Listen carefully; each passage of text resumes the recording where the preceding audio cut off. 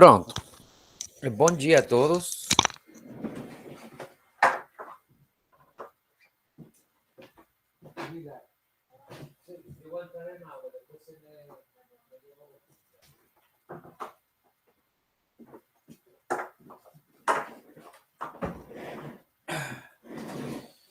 Tá, gente, vamos começar aqui a nossa aula. Bom, vocês perceberam que esse tópico 5 estava encarregado eu de fazer junto com o professor Tiago, né? A gente aproveitou as aulas da Paula, da professora Paula, e eu agreguei 2 vídeos que fiz esse ano. Um sobre a hipótese de Max Planck, mas como um complemento e mais como uma anedota, na verdade, ao conteúdo da disciplina, né?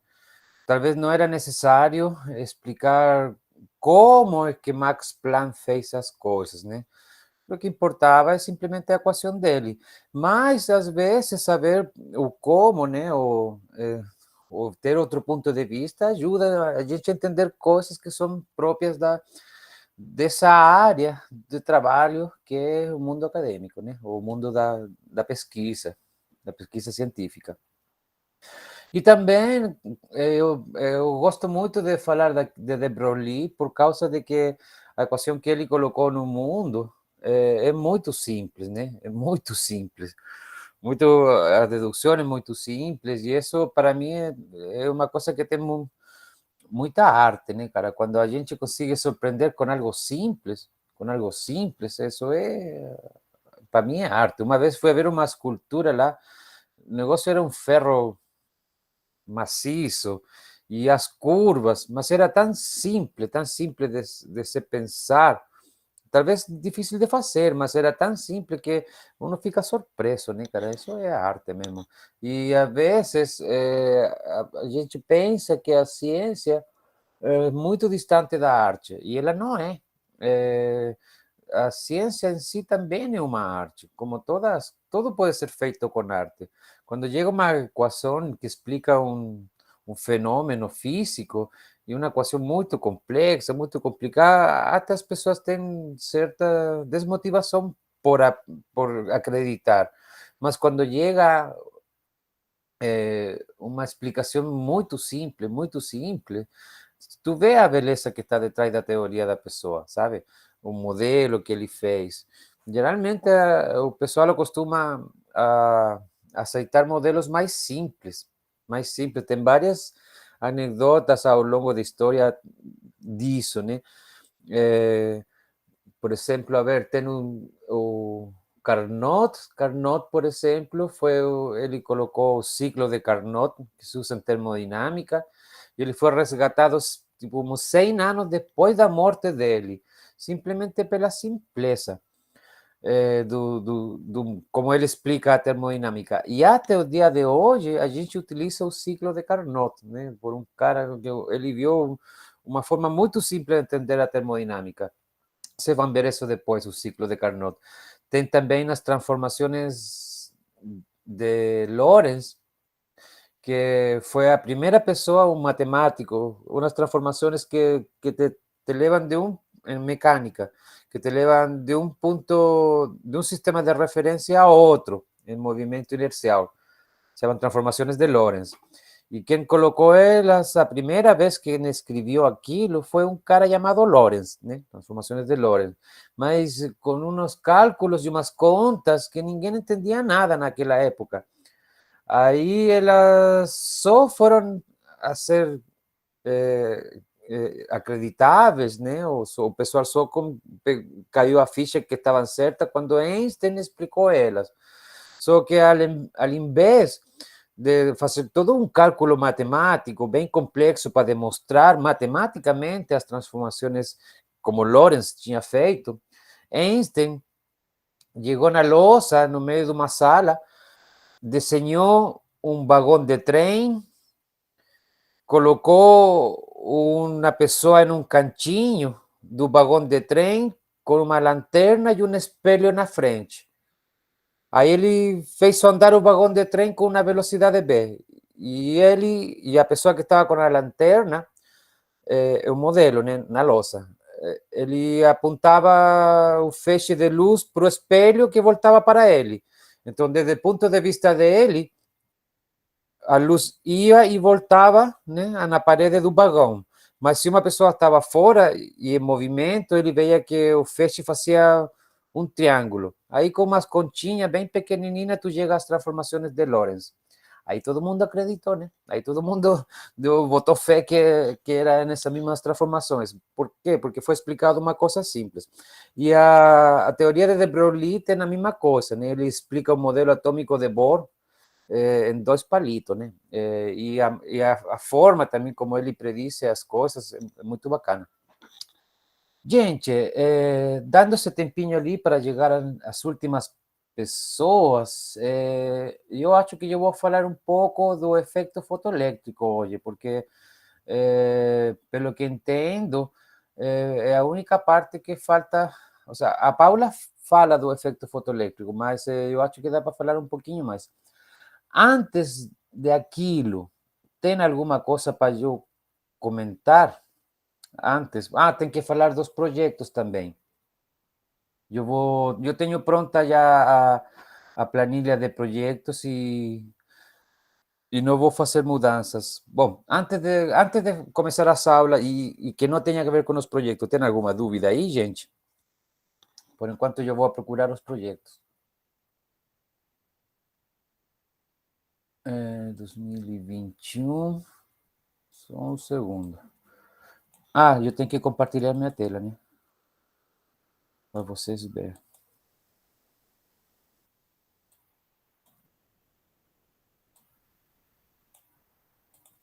Tá. Eu tenho duas telas, por isso que eu estou olhando aqui, gente. Projetos. Tá. Aqui eu tenho os grupos. Eu vou postar essa planilha hoje.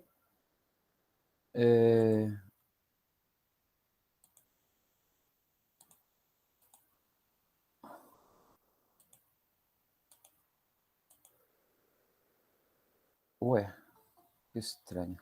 Tem alguém querendo entrar. Tá, aqui, gente, rapidamente. Houve pouca discordância, ou seja, não discordância, como falar? Não atrito. Houveram poucos grupos que escolheram o mesmo tema. Curiosamente, por exemplo, aqui tinha dois gatos de Schrödinger, experimento mental, dois grupos. Eu pensei em trocar esse grupo aqui e dar a segunda opção, a segunda preferência que eles fizeram, né? Segunda preferência aqui. Mas eu vi que tinha outro grupo que escolheu esses mesmos dois projetos, ou seja, dois temas, só que no inverso. Em vez de escolher o gato de Schrödinger como primeiro e das forças intermoleculares como segundo, eles escolheram exatamente o inverso. A força intermoleculares como primeiro e o gato de Schrödinger como segundo. Aí, se eu trocava, eles iam a dar atrito com esse grupo aqui. Então, no final, vamos fazer desse jeito assim. Todo mundo vai ficar com o tema que deu como primeira opção. Curiosamente, eu pedi duas opções e vários grupos não colocaram a segunda opção. Então, em princípio, eu vou escrever um e-mail hoje, né? Que todos os grupos ficaram com sua primeira opção. Beleza? Por isso que não tem muito a comentar. Dúvidas a respeito disso, gente? Alguma dúvida aí? Segundo o cronograma, vamos a ver lo que dice el cronograma, a ver.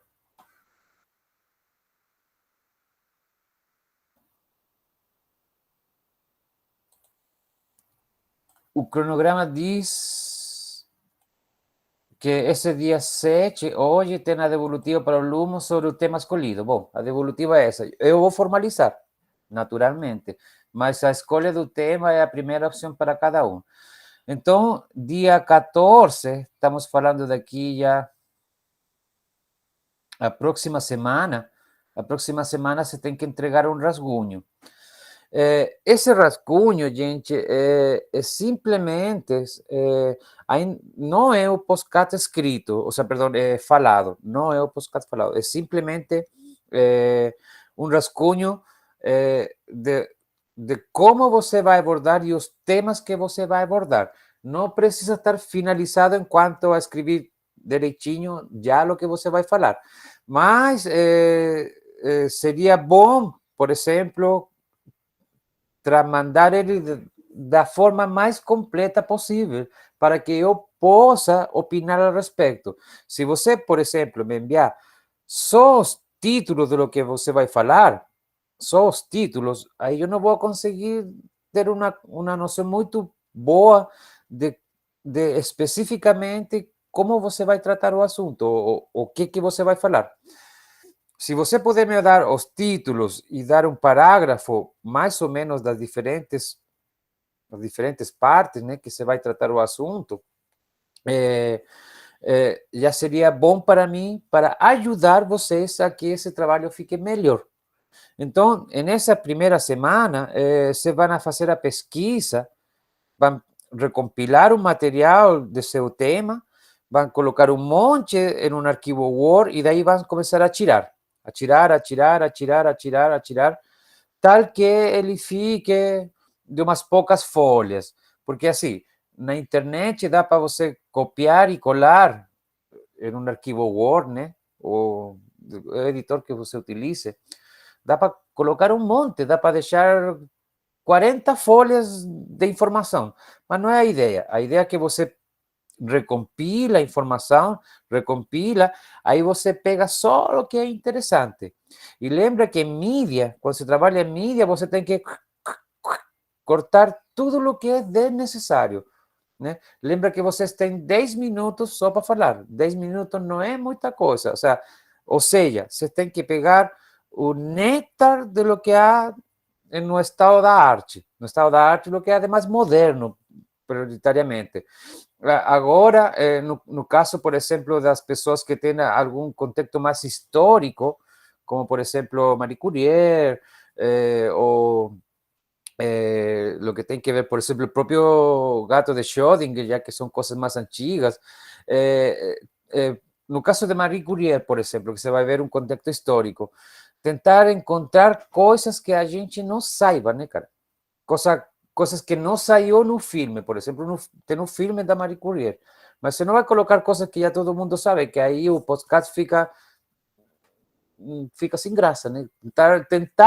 Tentar descobrir coisas que sejam, que o pessoal não saiba, né, cara? Sei lá, aí você tem que procurar.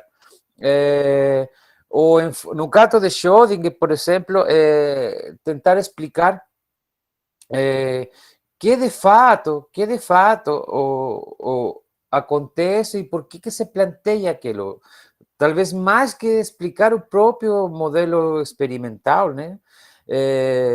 Modelo mental, na verdade, não experimental, modelo mental, explicar por que é necessário colocar um modelo mental, por que é necessário falar do gato de Schrödinger. Né? Coisas como essa. Justamente para isso que tem a entrega do rascunho. A ideia do rascunho é a gente trabalhar esse projeto de mídia final para que ele fique o mais bacana possível, entende? O mais bacana possível. Então, em princípio, isso seria já a entrega da próxima semana, e daí eu vou ter 10 dias, né? 10 dias para dar uma devolutiva ao respeito. Vão ser bastantes projetos. A gente aqui pode ir vendo que temos.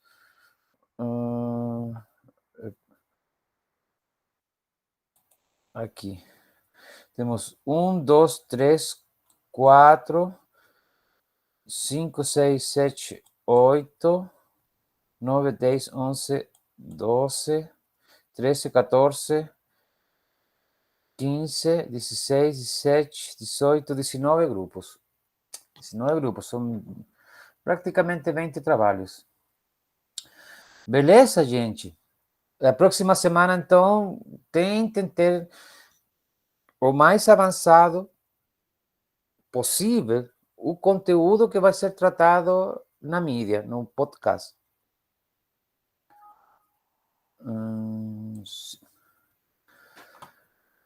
Alguma dúvida aí, gente? Temos não? Beleza. Vamos lá. Eu tinha aqui uma apostila. Eu deixei essa apostila aqui, que Professor, trata das diferentes coisas desse tópico 5. professor, Oi, pode falar que eu... eu tenho uma dúvida que eu escrevi ali no chat, tipo, esse rascunho que a gente tem que te enviar é, tipo, os tópicos que a gente vai falar e alguns argumentos, tipo, já adiantados do que desses tópicos para você revisar se vale a pena ou não e, tipo, dar uma devolutiva pra gente, é isso? Seria isso? Exatamente. Exatamente. É, só um segundo que eu estava mudando de alto-falante. A ideia é a seguinte: na hora de você fazer seu podcast, já seja uma pessoa falando sozinha, já seja duas pessoas, uma perguntando e outra explicando, né, para ter uma conversa, ou já seja as, os quatro integrantes em uma troca de ideia, né, você vai ter um roteiro escrito. Você vai ter um roteiro escrito, tipo, você não vai fazer isso meio que improvisando, né? Tipo, você vai, não vai ler e depois só improvisar a falar. Não, você vai ter escrito do lado. Se, ao final, não é em vídeo, ninguém vai estar te vendo. Você vai estar, pode estar com a folha, né, do lado e por enquanto você fala direitinho as coisas. Então, a ideia é que você vai ter escrito, você vai ter escrito o que você vai falar. A ideia seria já apuntar a se me entregar esse escrito. Esse escrito para quê? Para eu poder dar uma revisada e falar, meu, e se vocês falassem tal coisa? Ou, olha, esse ponto aqui é interessante de aprofundar mais. Esse aqui tira e coloca esse aqui. Tipo, sabe, é essa dica lá que eu vou dar. Agora, você não precisa ter o projeto terminado. Você me vai entregar um rascunho, esse rascunho não vai ser avaliado. Então, em princípio, você me pode entregar só os títulos. Mas se você me entregar só os títulos, como que eu vou poder ajudar? Então, para que eu possa ajudar melhor, para que fique um trabalho mais bacana al final, seria o melhor seria que você já tivesse essas folhas que você vai utilizar no dia da gravação o mais terminadinha possível. Como que eu faria isso? Eu iria na internet, pegaria um monte de informação e daí começaria a jogar fora. Isso aqui não, e deixar o néctar da informação que você pegou. Isso é o que eu faria. E daí que eu tenho a informação, mesmo que em blocos separados, tentar pensar como eu vou unir esses blocos, qual que vai ser o fio condutor, como se você fosse um dramaturgo, você vai escrever uma peça de teatro e você tem alguns fatos isolados. Qual que vai ser a trama que eu vou utilizar para unificar esses bloquinhos, esses temas por separado, né? Para que fique uma coisa bacana para uma pessoa que está ouvindo. Aí, eu me lembro, por exemplo, ano passado, tinha grupos que já me explicavam direitinho como que eles iam fazer o podcast. Ah, o podcast vai ser assim. Uma pessoa que é o cientista, ele vai responder as perguntas de três pessoas que não sabem. Então, aí as pessoas, sabe, meio que faziam uma historinha e aí o cientista respondia, sabe? Ou aí já me contava tudo como que ele ia ser. Aí eu falava, meu, que bacana a ideia, sabe? Trabalha assim, trabalha acá. Depois, lembra que vai ter uma parte aqui que vai ser a entrega da primeira versão, dia 4 de novembro. Essa primeira versão aí já vai ser uma gravação já. Tipo, na verdade, esse dia teria que ser meio que a versão final, a melhor, como já vai ser quase pronta, para eu dar só uns toques e falar, olha, faltou uma música de fundo, ou faltou uma música introdutória, ou, sabe, os volúmenes dos integrantes ficaram diferentes, porque isso também vai acontecer. É, acontecia muito que uma pessoa falava muito forte e as outras escutavam muito baixinho. Então, isso dá para dar um jeito, né? Tem programa, eu posso inclusive ensinar a fazer isso. Eu posso pegar um programa, tem uns programas de graça que são, por exemplo, o Reaper, o Audacity, me parece muito que são programas de graça que permitem a gente gravar as pistas por separado e tudo mais. Eu não tenho nenhum desses instalados, eu uso um outro programa chamado Cool Edit Pro para esse tipo de coisas. Eu posso passar para vocês, eu tenho ele aqui nas minhas coisas. Então, e a gente poderia, inclusive, dar uma pequena... a próxima semana, se vocês quisessem, eu posso dar uns 15 minutos de como poder fazer aquilo lá. Para fazer cortes também, porque você vai ter uma fala completa e aí você vai querer que alguma coisa cortar, né? Porque não saiu bacana, porque se repetiu, porque, sabe, se galegou, como se falar, se cometeu um erro, né? Sei lá, aí se pode cortar. Então, em princípio, podemos fazer isso. Podemos fazer isso ao final da próxima aula, ao final da próxima semana,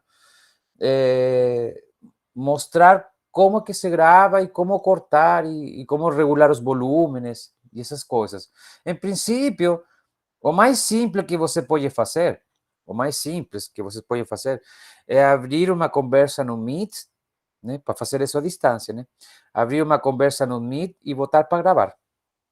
Que nem eu estou fazendo agora, que eu estou gravando essa conversa. Então, daí fica um vídeo de vocês falando. Daí é só extrair o áudio, que isso é bem simples. Você extrai o áudio do vídeo. Então já tem uma primeira versão, depois só fazemos cortes. Misturar com uma música de fundo. O ideal é que tenha uma música de fundo rolando, dependendo do que for, né? E uma vinheta na introdução, né? Que fale o...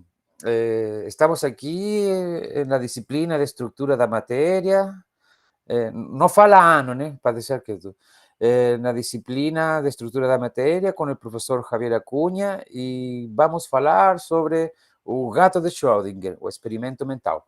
E aí, pum, entra, né? Al final, por exemplo, al final do podcast, no finalzinho, você tem que falar os nomes das pessoas, né? Bom, aqui acabou e finalizamos o podcast sobre o gato de Schrödinger, o experimento mental, da disciplina de estrutura da matéria, da UFBC, com vocês, fulano de Tales, João Pedrinho, papapá, papapá, papapá, papapá. Então, sabe, esses são detalhes que são interessantes, por isso que tem a entrega da primeira versão. Aí tem a devolutiva da primeira versão, para que al final, o que vai resultar seja um podcast bom e um 10 para todo mundo. Você entende? Deu para entender? Ah, sim, professor, entendi. Obrigado, viu? Tá. Gente, vamos lá, porque senão a gente depois não termina. Já deu 10 horas, eu acho uma hora boa para começar. Tem gente que entra nesse horário mesmo. Aqui, né? Bom, aqui nessa nota de aula, essa nota de aula é só para dar uma leitura, porque as equações mais importantes estavam já a Paula deu, né? E eu acredito que talvez nem precise muito mais ler ela e usar ela no dia da prova, se precisar. Porque lembra, aunque vocês não acreditem, vocês vão ver isso com mais profundeza nas disciplinas mais para frente. Vocês vão ver essas coisas de novo. Então, por enquanto, eu acredito que talvez não perder muito mais tempo e ficar só com videoaulas, né, com o conceito que te dá na videoaula, olhar ela com atenção, e deixar essa apostila aqui para o dia da prova, se precisar puxar alguma coisa, e aí já vai ao ponto, né, pontualmente a resolver seu problema de questão de prova, né, cara?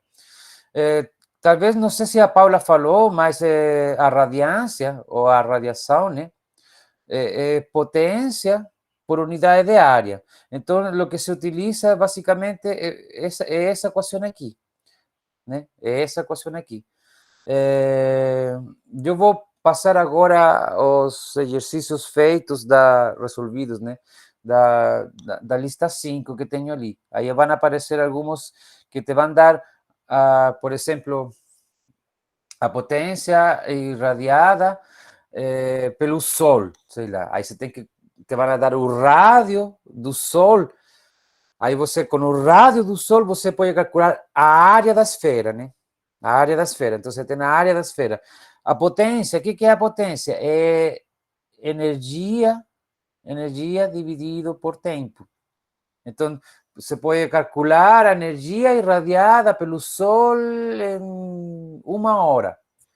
Sabe? Te podem perguntar esse tipo de coisas através dessa equação que está aqui. Então, você tem que saber que potência é energia dividido por tempo e que a radiância é potência dividido por área. Então, a radiância seria energia por unidade de tempo e unidade de área. E isso vai como até a quarta, né? Temperatura a quarta. Então, coisas como essa. A lei de Wien, que relaciona os picos, né? Os máximos de intensidade. Né, que relaciona aos máximos de intensidade. Basicamente, quando tem um corpo irradiando, dependendo da temperatura, a cor que ele vai ter. E como assim? Tipo, em função da temperatura, cadê a lei de Wien aqui? Em função da temperatura, você vai ter um comprimento de onda. E esse comprimento da onda está associado a uma cor, né? Acima de 400 começa o visível, espectro visível, e vai até uns 700 nanômetros, mais ou menos. Então, dependendo da temperatura, você vai ter a radiância em uma cor preferencial. Não é muito difícil, sabe? Na verdade, é bem simples. É simplesmente essa equação aqui que tem que ficar no seu formulário, né? Essa equação aqui, as constantes, se anota também, e daí mandar braço a tentar resolver os problemas. Não pode ficar muito tempo. No vídeo que eu fiz, expliquei essa parte aqui da radiação do corpo negro, né? E expliquei como que a constante de Planck foi deduzida. Isso poderia não ter sido necessário e você ter pulado toda essa explicação aqui até chegar a essa equação que está aqui, né? A essa equação que está aqui. Não é necessário saber. Eu coloquei porque acho que é interessante que as pessoas saibam que, às vezes, que por muito simples que pareça um experimento, se ele é feito com muita devoção, com muito cuidado, muito bem feitinho, ele te traz uma informação que pode ser muito valiosa se tiver, sabe, se estiver cavando no lugar certo, né? Eu falei, nunca sabe onde vai encontrar ouro ou diamante, né? Então, o interessante é que Max Planck, com a ideia dele, colocou uma dedução teórica e uma explicação satisfatória, e quando ele colocou os pontinhos, dava um resultado exato, mas exato com a predição, digamos, a predição teórica com o resultado experimental. E quando isso na ciência acontece, tu não tem como duvidar. O sea, não tem como duvidar que a equação do cara estava certa. Não tinha, né? E daí para frente ficou e mudou a história, né? Tá, eu acho que essa parte daqui é um pouco mais interessante eu comentar, porque, bom, a Paula não é física, né? Eu sou físico, então tenho outro ponto de vista ao respeito e eu acho que dava para falar algumas coisas a mais. Algumas coisas interessantes. Tinha um vídeo, não, eu não vou achar agora, não, nem vou procurar. você tem que acreditar uma coisa, por enquanto. Você tem que acreditar. Quando eu ilumino um metal, se eu colocar um amperímetro do lado, o amperímetro vai medir corrente.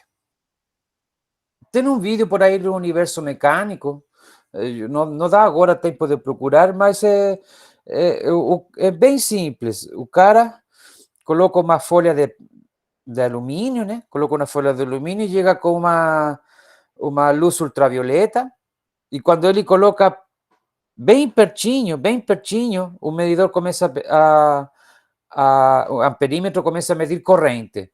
Se ele tira, o medidor vai para zero. Ele coloca, o medidor vai a medir. Então, quando eu ilumino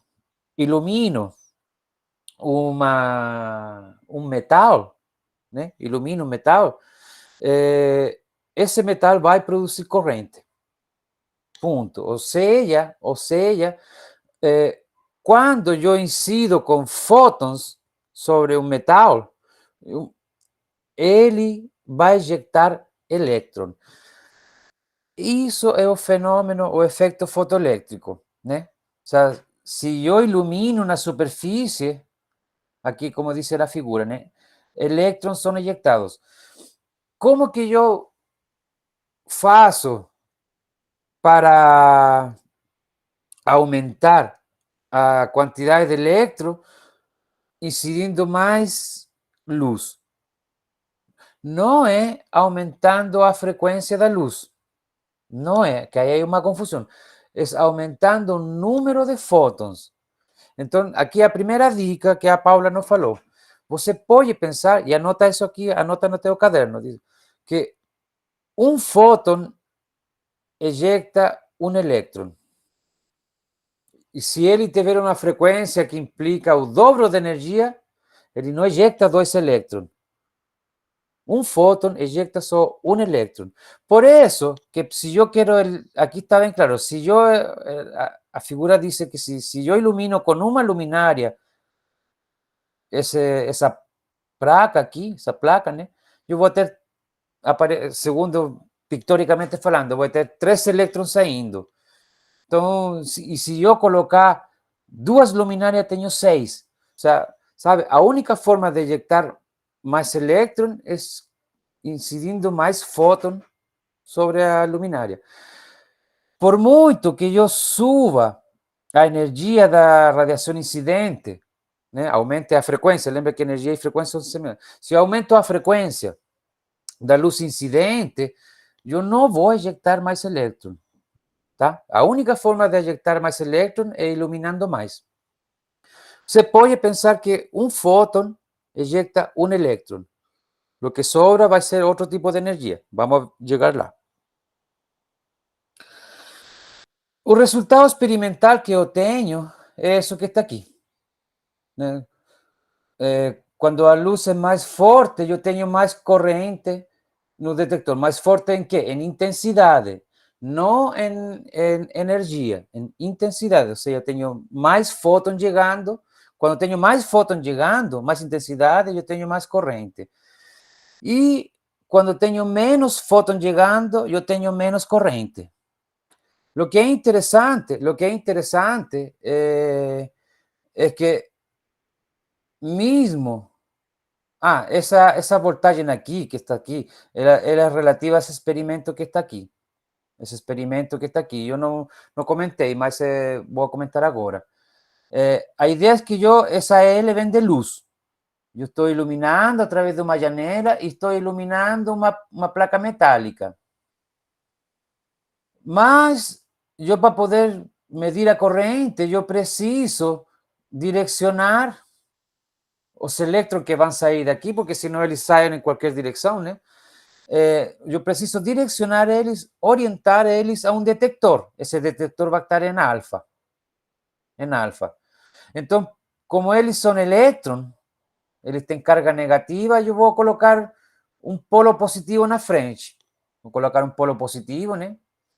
Então, essa placa que diz A vem de ánodo, né? E o ánodo é positivo. Então, eu vou até aumentar.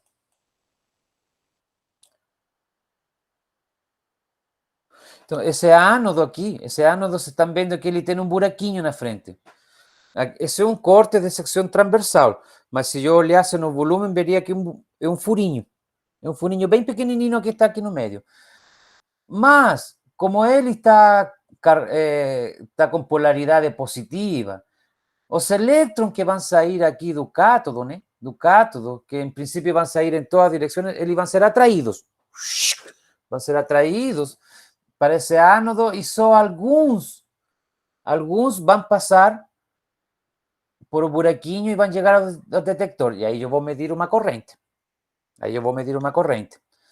Então, o que acontece? Acontece que à medida que eu aumento esse potencial aqui, eu posso fazer uma varredura em função do potencial e ver o número de elétrons que está chegando, ou seja, a intensidade da corrente. E quando eu faço isso, esse é o resultado que eu tenho. Esse que está aqui é o resultado que eu tenho. Então, em princípio, quando eu coloco uma voltagem positiva, eu puxo mais elétrons, ou seja, tenho uma corrente maior. O que é interessante? Interessante quando eu tenho, o primeiro que é interessante, que eu tenho 0 volt, ou seja, eu não estou utilizando potencial nenhum para atrair, nenhum, ou seja, não estou atraindo, porque o potencial, eu tenho a máquina desligada, é como ter esse experimento aqui, com esse potencial aqui desligado, ele está desligado. Lo único que está acontecendo es que luz está llegando aquí en la placa metálica, só que si yo olho o resultado experimental, yo voy a ver que la corriente no es 0. Mismo yo tendo a máquina desligada en ese punto de aquí, ¿no? O yo tengo eléctrons que están llegando al detector. Bueno, ese es el fenómeno de efecto fotoeléctrico. Simplemente por iluminar un metal, ele já está ejectando elétrons. Então, eles saem em todas as direções, uns saem para cima, outros saem para baixo, e tem alguns que vão passar, por sorte, né, vão passar nesse buraquinho, mas a questão final é que eu tenho uma contagem de elétrons no detector. Então, é isso que está mostrando essa gráfica aqui. A outra coisa interessante, que independente de qual seja a quantidade de luz, tu tem uma corrente que vai para 0, a 1 voltagem. Esse seria o mínimo voltagem. E isso que está aqui está relacionado com um material. E eu vou explicar isso agora, como que isso está relacionado com um material. Eu tenho aqui uma lousinha. Cadê meu programinha? Eu tenho uma lousa. Então, primeiro conceito, e talvez o conceito mais importante que vamos trabalhar aqui, seja esse símbolo que se conhece como função trabalho. Essa função trabalho é o conceito mais importante que a gente vai ver nessa aula aqui e é a base do efeito fotoelétrico. Agora, ela se conhece como função trabalho, mas ela não nasceu, não chegou na física se chamando função trabalho. O ser humano foi contraindo. Ele, na verdade, deveria chamar-se, ou se chamava no início, função trabalho de extração. Função trabalho de extração. Esse é o nome completo, trabalho de extração. Tem alguém entrando aqui. Função trabalho de extração. Mas o físico, sabe, o nome era muito longo, né? Aí chegou a uma hora que, em vez de estar falando função trabalho de extração aqui, função trabalho de extração lá, função trabalho virou função trabalho, né? E não tem nada a ver com o trabalho feito mecânica, sabe? Trabalho igual a F por D, nada a ver. Essa aqui é uma energia, né? Se mide em joule ou electron volt. Então vamos colocar aqui energia. Beleza? Então, vamos lá explicar de onde aparece e o que significa esse conceito. Uma gráfica muito usada na física, vou até mudar de cor. Você vai ver ela em várias partes. É uma gráfica de energia em função da energia, em função da posição. É muito, se explica para várias coisas. Então, vamos pensar em um metal, no metal, né? Que aqui eu, para dentro, a partir dessa posição aqui, vou colocar aqui, a partir dessa posição, vou colocar aqui, posição. A partir dessa posição, para dentro, aqui eu estou, para o interior, estou dentro do material e aqui eu estou fora do material. Estou fora da superfície. Então, essa posição aqui implicaria a superfície do material. A superfície. Então, e aqui,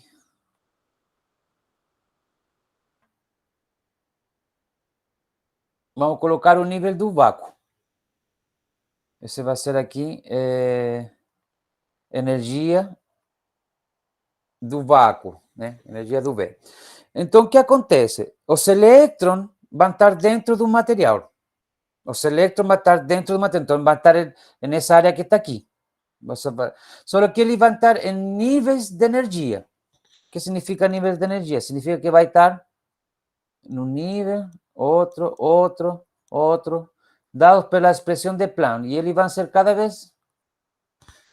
E vai ter o último nível. E os elétrons, que eu vou desenhar aqui com vermelhinho, ele vai estar aqui, ó.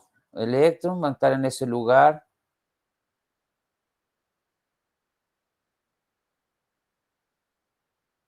Esses elétrons que estão na superfície dos átomos, né, por fora dos átomos, estão dentro do material.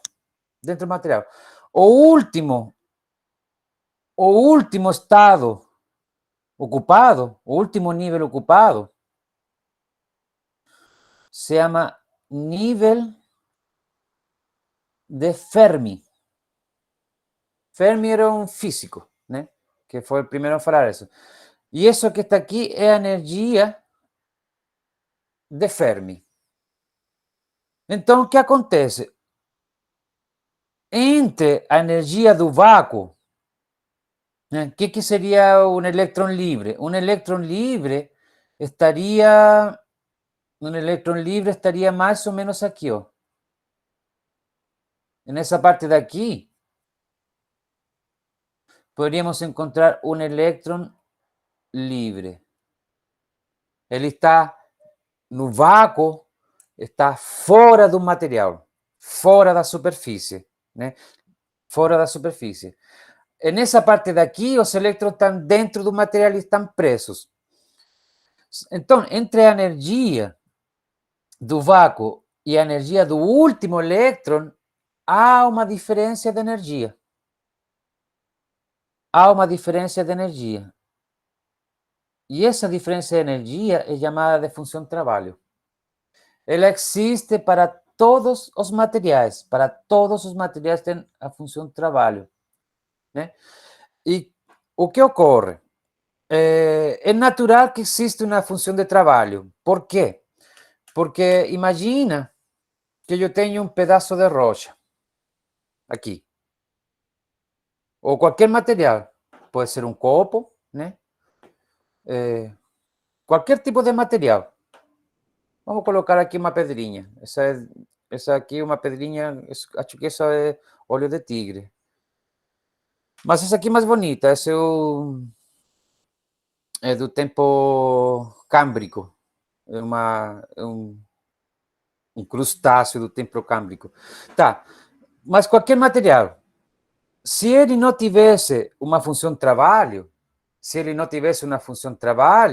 significaria que entre o vácuo ou tornar um elétron livre, como está aqui, um elétron livre, e o último elétron ocupado, se a fusão trabalho fosse zero, por exemplo, né?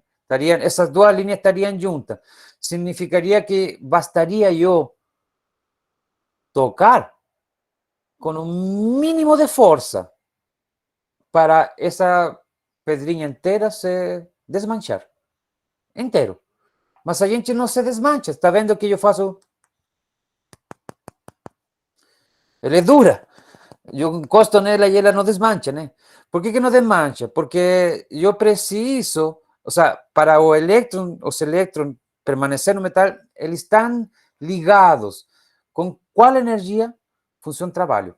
Essa energia com a qual os elétrons estão ligados e eu preciso fornecer mais energia que aquilo para que um elétron daqui se torne livre. Então, a pergunta, por que não se desmancha essa rocha quando eu faço assim? Porque eu preciso fornecer energia mínima necessária para ela se desmanchar. E essa mínima energia necessária é a função trabalho. Todos os materiais aqui, se a gente procurar, na ordem de electron volt, se a gente procurar aqui função trabalho, né? Function. Work function. Função trabalho, você vai ver que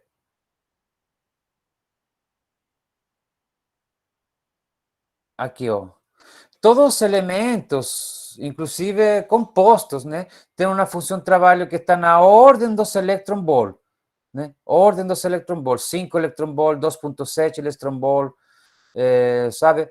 No metal é dessa ordem, mas em um polímero, né, um isolante, você pode chegar a 10, até, sei lá, até 20 electron volts. O sea, é mais difícil tu extrair um elétron de um polímero, por exemplo, de uma cerâmica. Ixi, uma cerâmica deve ter uma função de trabalho enorme. Já no metal é muito mais simples.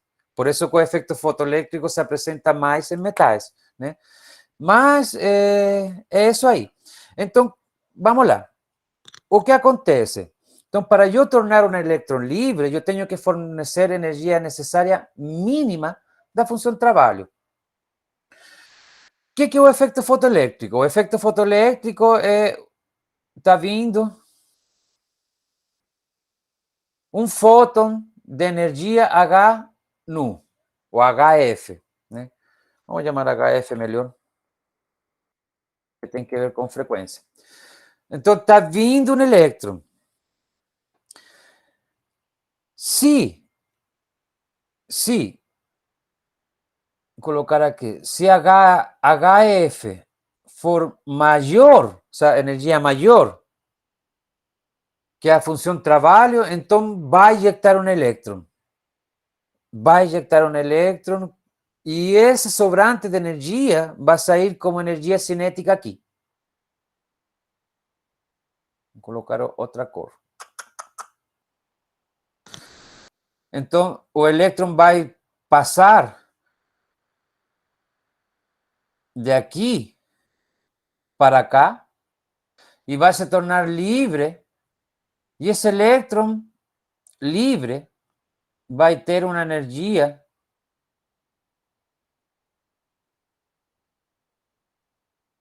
cinética que é igual a 1 médio mv quadrado.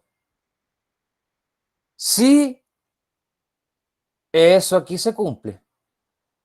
Se isso aqui se cumpre. Então, o que acontece? Vamos agora a escrever a equação do efeito fotoelétrico. A energia, que é uma conservação de energia, a energia que o efeito fotoelétrico tinha a mais da função trabalho, né?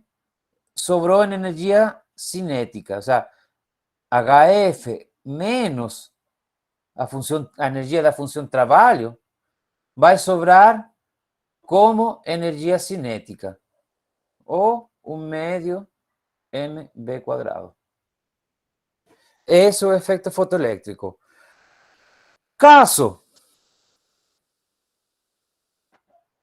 caso yo tenga, ya no tengo más donde arriscar. Vamos a colocar aquí. Caso HF sea, a energia que entra seja menor que a energia de ligação, essa energia de assunção de trabalho, então não há efeito fotoelétrico. Não produz efeito fotoelétrico, não chega a ser zero. Então, basicamente é isso o que está acontecendo. A gente, vamos escrever aqui, né, que a energia...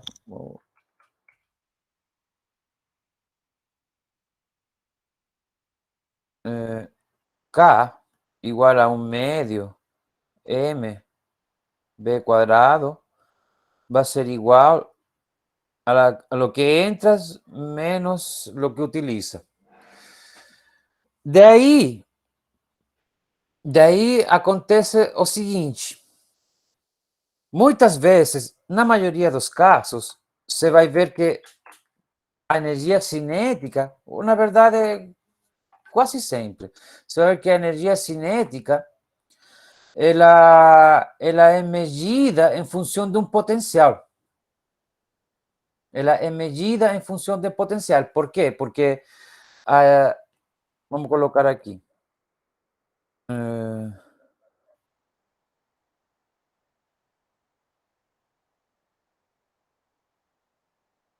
Temos aqui K igual a 1 medio MB cuadrado igual a lo que entra menos lo que utiliza. Né?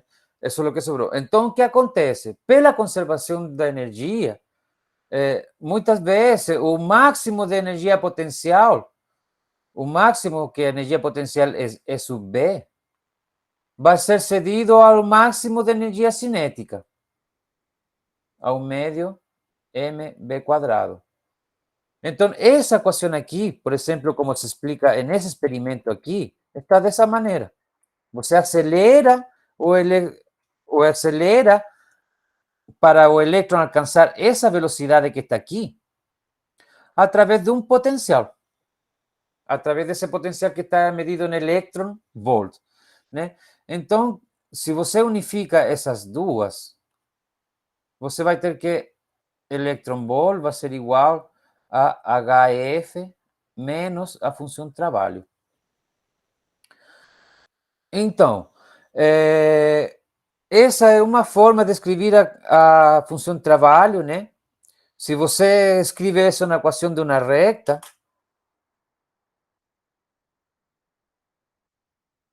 se você escreve isso na equação de uma reta, fica dessa maneira. Essa é a equação de uma reta, né? Observem que a equação da reta, só para quem não lembra, né?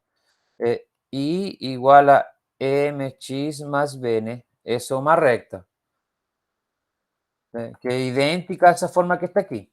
É o formato da equação. Bom, o resultado que a gente tem é isso que está aqui. Tem o que a gente pode ver aqui, que tem uma frequência mínima de corte, uma frequência mínima. Debaixo dessa frequência não acontece efeito fotoelétrico, né?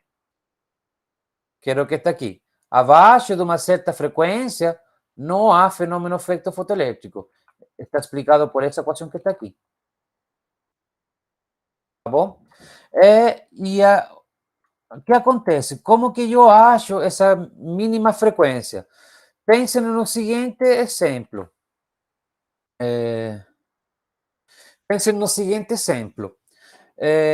Suponho que eu tenho uma energia muito grande aqui vindo, né?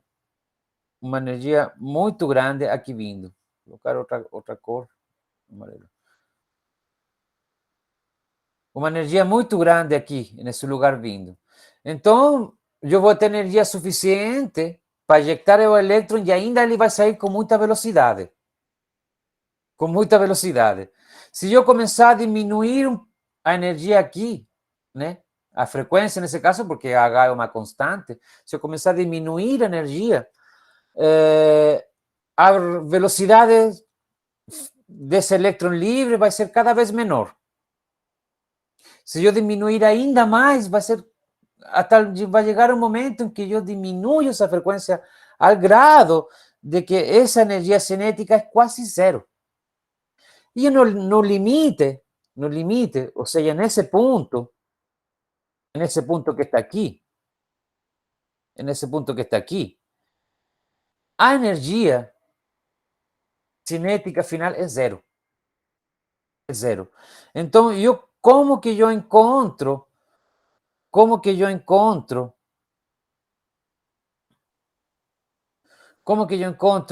a energia, perdão, não energia, pode ser até energia, mas a frequência de corte fazendo a energia cinética igual a zero. Então, se K é igual a zero, eu tenho que HF menos nu é igual a zero. Portanto, HF vai ser igual. Vamos escrever de outro jeito, melhor. Opa.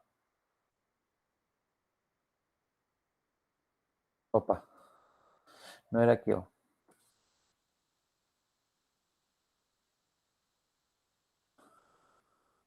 Ixi, não sei por que não está borrando.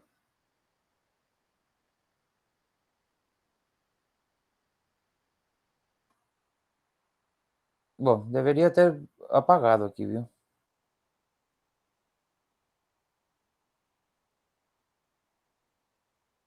Agora sim. Tá, então, passa-se para cá, a frequência F vai ser igual à função de trabalho dividido por H. Assim você encontra a frequência mínima de corte quando a energia cinética máxima tende a zero, que é isso que está aqui. E como você encontra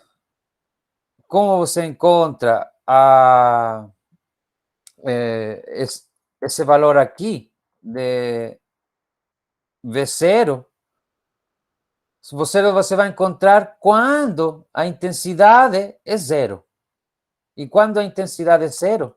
Quando esse cara aqui é zero. Então, se a intensidade é zero, né, igual a zero,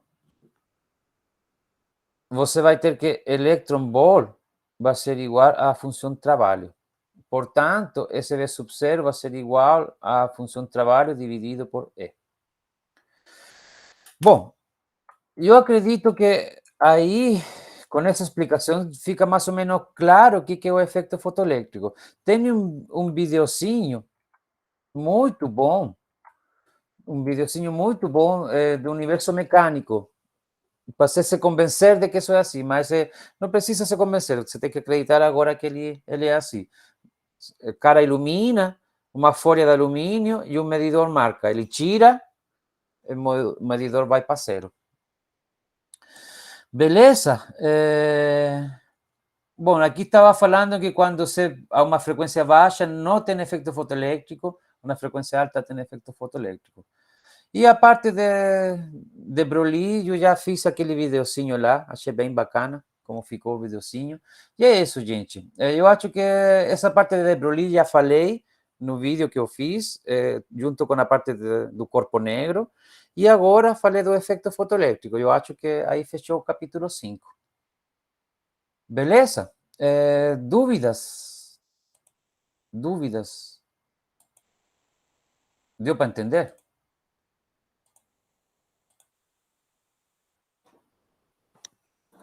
Falei demais, né?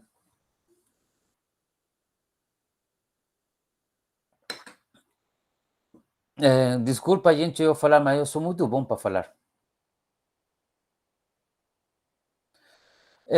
Vamos a passar lá já para vocês o link, né? O link dos problemas. É a parte que mais a parte que mais vale da aula, né? o professor passando os resultados dos exercícios. Compartilhar.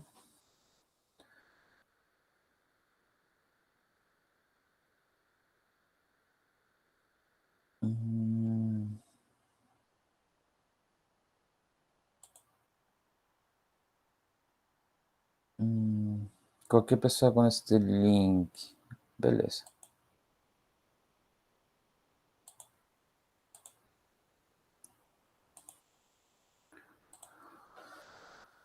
Deixa eu ver aqui o chat. Agora estou dando uma olhada no chat. Tranquilo, está ótimo. Sim, professor, ok. Oi. Gente, uma vez mais, eu me canso de falar. Não me canso de falar. Tentem fazer os exercícios sem olhar a resposta. Tem que muscular o cérebro tentando encontrar a resposta, que é aí que fica depois, e assim que você aprende. A ideia, na verdade, seria não ter esse listado, não ter. Mas eu estou ligado que essa universidade é muito puxada em tempo, você não tem tempo, e a gente sempre tem outras coisas além do estudo, né, cara? Então, mas vai por mim. Se você estiver fazendo os exercícios a partir desse PDF aqui, olhando já a resposta, não está não está sendo inteligente, ao contrário, está perdendo seu tempo, porque daqui a 2 semanas não vai conseguir lembrar de nada. A ideia é você não usar o gabarito. O gabarito, depois de 20 minutos, meia hora que você não conseguiu, falar, estou perdendo muito tempo. Aí você vai lá e faz. Senão, é isso aí, gente.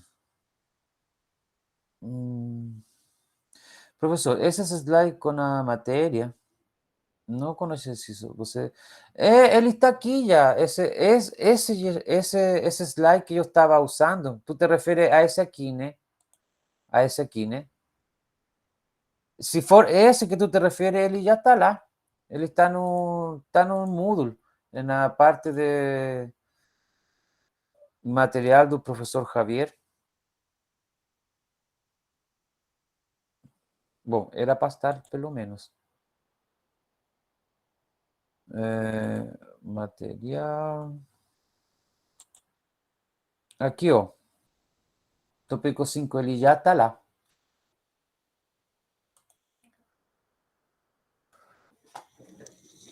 Ô, Lila! Traz o Maco. Gente, tenho um novo integrante da família. Vocês que gostam, vocês imaginam o que é? Um novo integrante da família. Cara, ele tem um M marcado na testa, cara. Daí não teve como não colocar o nome com M, né, cara? Vem.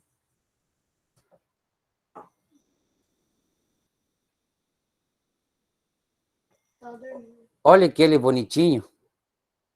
É todo atigrado por baixo. E ele tem um M marcado na testa, dá para ver? Ó, a ver se... Deixa eu marcar aqui, ó.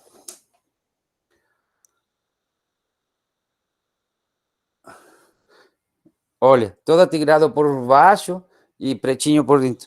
Mas ele não é uma bateria, é uma usina inteira, meu. Ele acorda e ele, como tem menos de 2 meses, ele só corre para lá, corre para cá, meu. Eu nunca tinha visto um gato com tanta energia, cara. É muito engraçadinho. E ele chama Mako, em honor a M que tem marcada na testa, né?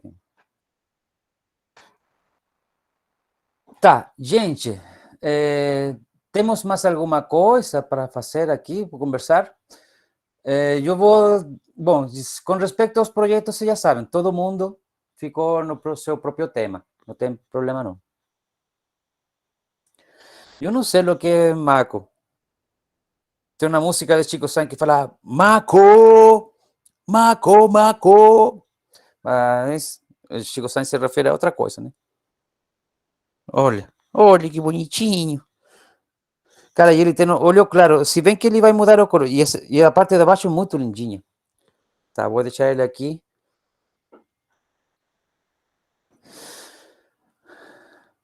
Tá, gente. Mais alguma coisa aí? Eu, por enquanto, eu vou dar uma parada aqui na gravar. Vou interromper a gravação.